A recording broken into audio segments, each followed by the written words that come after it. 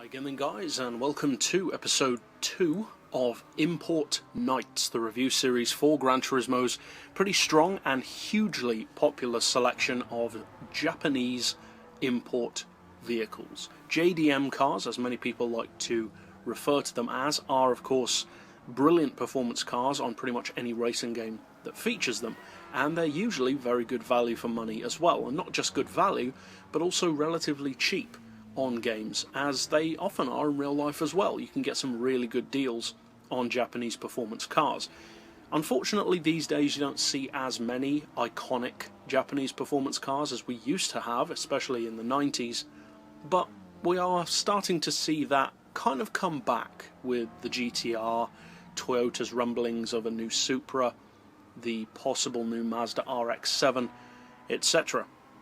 Now in this particular pick we're featuring a vehicle which has actually had to some degree a modern replacement, the Toyota GT86, called back in the day of course the AE86, and it's available in a couple of different forms. You've got the Corolla, which has the fixed headlights, which is my personal preferred version.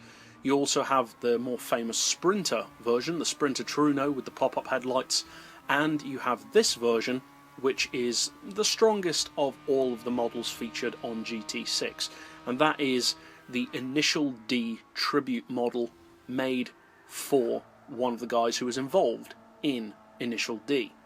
Built to the spec, I believe, of the car that was in that comic. I've never actually read that comic, saw part of the film. It's okay, I guess. I know it's got a good fan following, but I'm not hugely into drifting and canyon racing and that kind of stuff myself. This car, though, is a very good car, even to someone who isn't particularly a huge fan of it.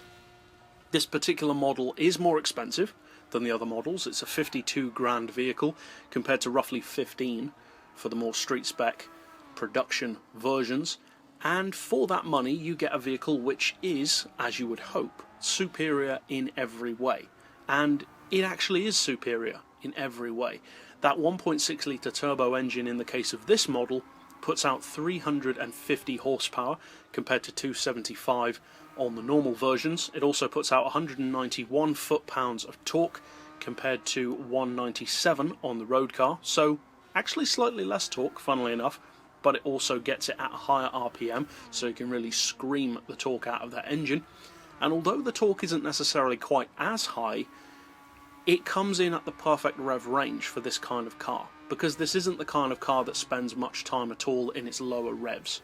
It needs to be worked hard, so getting that much torque at such a high RPM, namely 8900 RPM compared to 7000 for peak torque on the normal car, is actually more beneficial in the case of this vehicle. As far as weight, the normal cars aren't heavy anyway. They weigh 821 kilos with a full weight loss package. This car, though, takes it even further. 752 kilos is certainly very good for this car. As far as PP, it's, as you would expect, higher. It is quite a lot higher, in fact. The regular car has a PP of 479 compared to this car's 520. So it is a much higher PP vehicle. And as far as horsepower per tonne, similarly, it is much, much higher due to the fact that not only is it far more powerful, but it's also a lot lighter. 335 horsepower per tonne is what you can expect from the normal Corolla or Sprinter. This model puts out 465, so significantly more horsepower per tonne. As far as the price, as we already said, 52 grand is a lot more than 15, so the real question is, which one should you buy? If you are looking to buy one of these cars, I would say go for this one. Now, that's dependent, of course, on whether you want the special version. If you're not specifically a fan of it, you may not be as interested. And personally, I do, as I mentioned earlier on in this video, prefer the Corolla version due to those fixed headlights. I just prefer the look of that car. As far as performance, though, it breaks even with the Sprinter Trueno. This particular version of the car is especially for the people who want the ultimate version of the car on the game. It is the best. In terms of pure performance, it's leaps and bounds ahead of both the Corolla and the Sprinter Trueno in their normal forms. They're not bad cars by any means, especially for 15 grand. I would definitely recommend checking those cars out. But if you're looking purely for the best, this is most definitely the case. As far as how competitive it is, not just against those, but against the broader spectrum of JDM cars, you'd be surprised how good it actually is. It's a car which has a very strong fan following, but at the same time is very easy to underestimate. It doesn't have a huge amount of power. Even the fully tuned version that you see here, as I said, has 350 horsepower. That's no way near the kind of power that many of the other cars in this series have.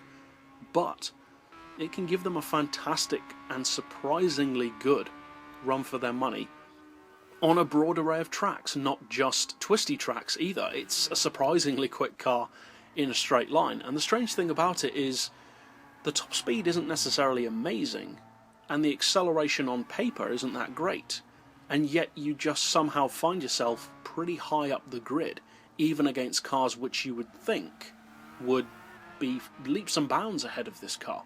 So it's a very impressive vehicle. Certainly a vehicle which I didn't use very much in any of its forms, but now I might reconsider that. Not necessarily because I like it, but because for what it is, for its power, for its weight, for its look, being something of a sleeper to some degree, and certainly for its PP, it packs a punch. Now, whether or not I would recommend racing it at 520 pp, that's a completely different question. 520 pp is a very competitive level. So perhaps for city racing, or tracks that are otherwise extremely twisty, then yes, I'd say it's a pretty good car to go for. For wider open tracks, not so much, because it doesn't really have the top end power to back up how good its handling is at low speeds. It is of course also a fantastic drift car, as many people already know. So overall, I definitely recommend checking out any of the versions on this car on the game, and that's it for this episode. So I'll see you guys next time, and as always, thanks for watching.